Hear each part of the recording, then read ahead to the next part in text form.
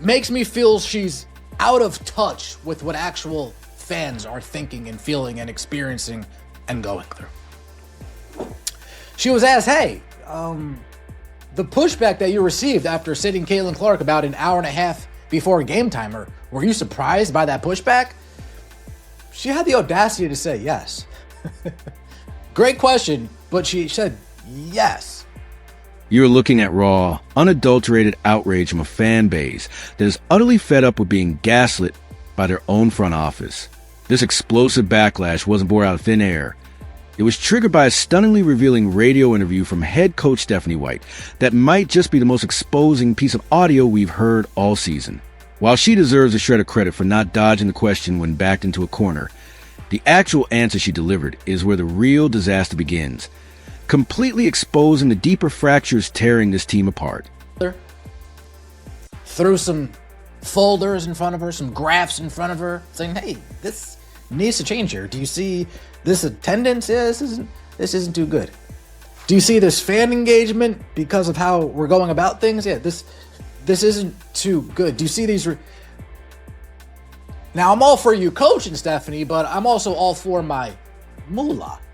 And some of the things that you're saying in these interviews has directly impacted my bottom. Let's expose the brutal financial reality that absolutely no one inside the Indiana Fever front office has the guts to admit out loud.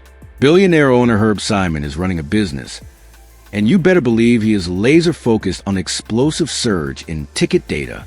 If you will. You know, I went back and saw, and I think it was on May 9th, you had made comment almost foreshadowing, I don't mean that, but you know, that, hey, there are certain areas in a player where there's going to be the occasional game like that, right? I mean, there are going to be tweaks that happen over the course of a season with the player. Were you surprised by the scrutiny that came with her missing a game? I was. I mean, it happens all the time. And in fact, I think Kevin Durant was a late scratch for game one of the first round of the playoffs. So, you know. He is staring directly at the unprecedented, record-breaking engagement metrics, meaning the internal panic before Stephanie White sat down for that highly publicized Indianapolis radio interview must have been chaotic. Make no mistake. The corporate marching orders handed down from the absolute top of the organization were crystal clear. Sport. And I think those who haven't been an athlete, those who haven't been injured, those who haven't gone through the rigors of what it means to go through the process of being a professional athlete, let alone coming back from injury, you know, there are things that flare up all the time. And so I was surprised, but, you know, we talk to our players all the time about. Now, those corporate directives were devastatingly simple. Pacify the panicked fan base, shield the franchise brand at all costs, and protect the massive revenue generated by those premium arena seats. Because here is the brutal, undeniable truth.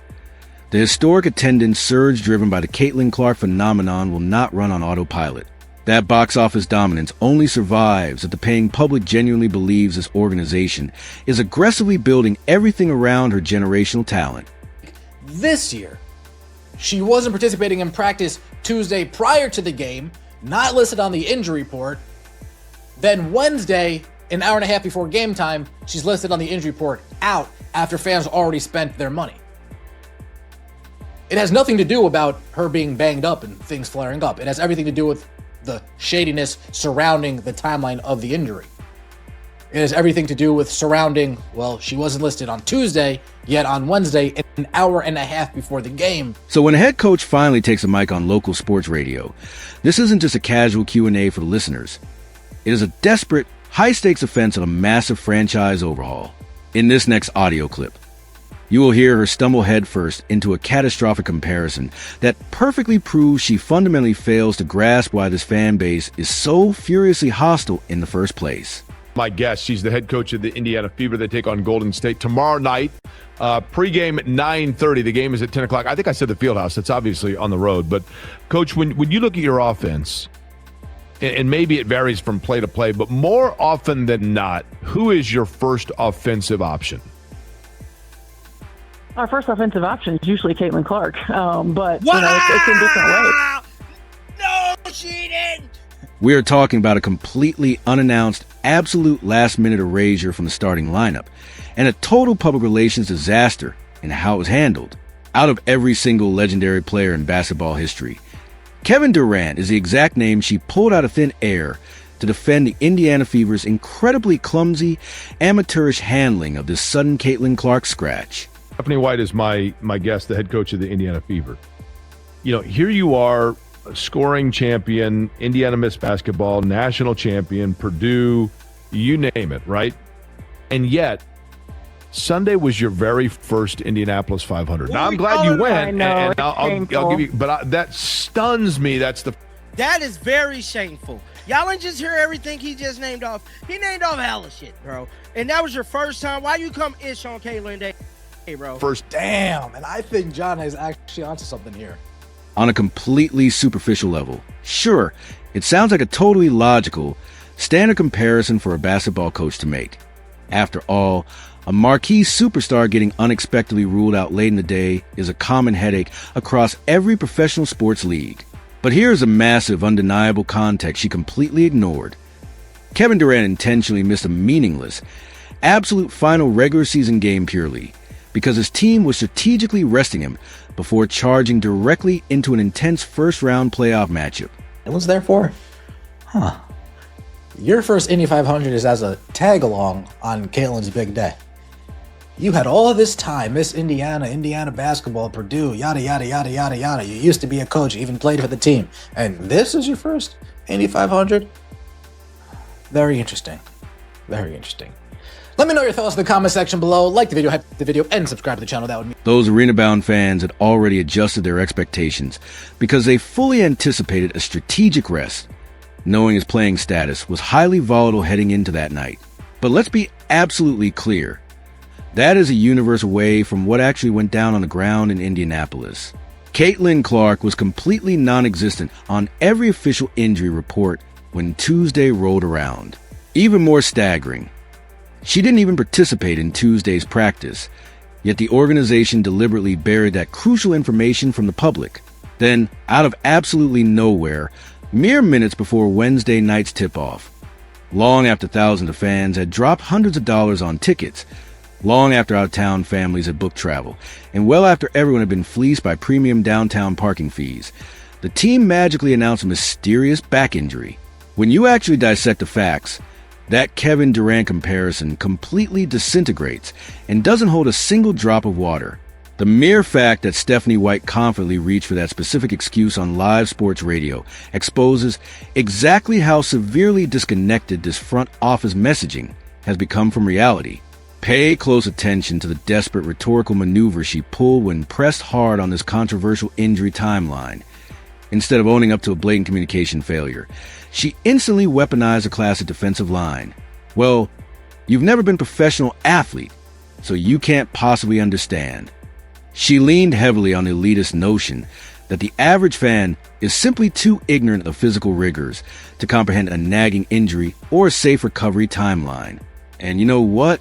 Fine, let's play along with that deflection for a second and grant her the entire argument without pushback.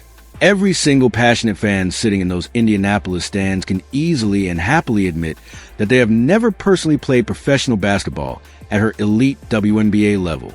But here's the critical point she completely misses. That is fundamentally not why people are furious right now. The real catalyst driving everyone insane is the blatantly deceptive timeline of how this information was weaponized. The massive, glaring issue here is that the Indiana Fever organization spent all of last year catching intense, non-stop heat from the media for their highly misleading injury reporting surrounding Caitlin Clark. Yet, despite all that intense backlash, they somehow decided to run the exact same toxic playbook the very first time an injury situation arose in this brand new season. Let's look at the facts. A Tuesday practice completely missed by their franchise cornerstone, deliberately hidden from the media, only for her playing status to violently flip from perfectly fine to officially out at the absolute final second before tip-off. You have hardcore fans literally standing at the doors of the field house, decked out in their gear, only to discover that the once-in-a-generation player they sacrificed hard-earned money, the seat isn't even suiting up. I cannot stress this enough. That critical communication failure has absolutely nothing to do with the physical rigors of playing professional sports. It has everything to do with a complete and utter lack of basic transparency from this organization to its paying customers. Watching this train wreck play out, it is painfully obvious that head coach Stephanie White either completely fails to see the difference between those two concepts or she is stubbornly pretending not to notice.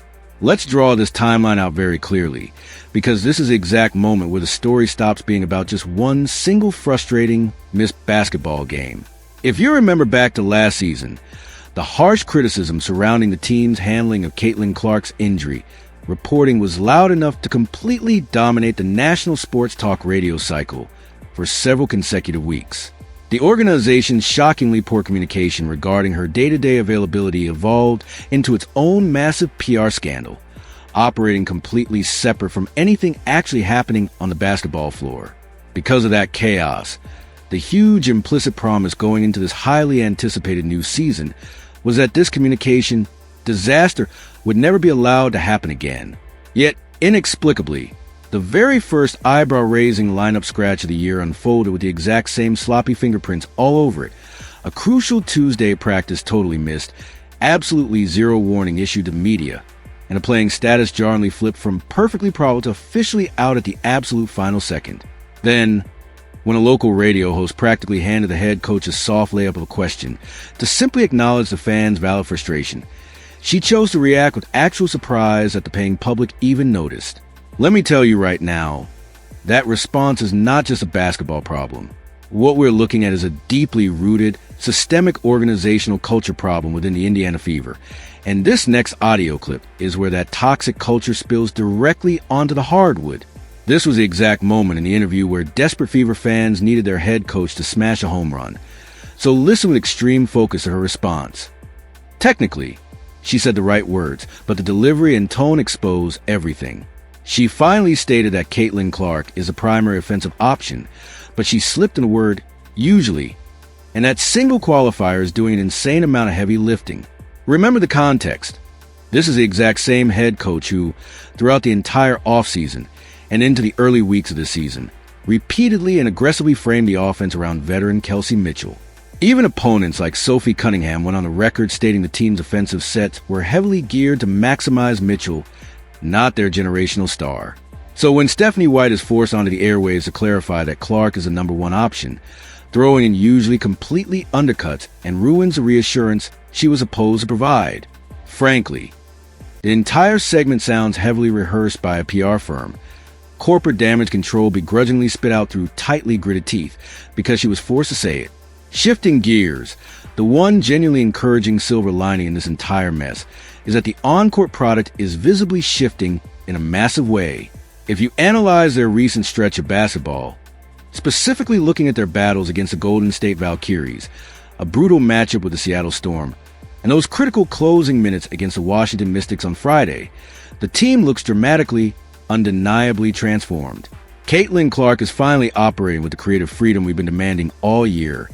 The offensive tempo is exponentially faster, and the ball is securely in her hands during high-stakes, game-deciding moments. Whether this sudden tactical shift is a deliberate adjustment by Stephanie White, or simply Clark hijacking the offense and relentlessly forcing the issue herself, the team's trajectory is trending straight up. Unfortunately, while the actual basketball looks lethal, the front office's disastrous public relations and messaging remain completely stuck in the mud. And then, delivered almost as a casual throwaway line near the absolute end of this chaotic interview, came the one hyper-specific detail that completely crystallized and validated every single bit of frustration this fan base has endured throughout this turbulent season. The legendary Indianapolis 500 recently ran, standing undeniably as the absolute pinnacle of single-day sporting events in the state and the crown jewel of Indianapolis culture. The topic naturally surged into the conversation because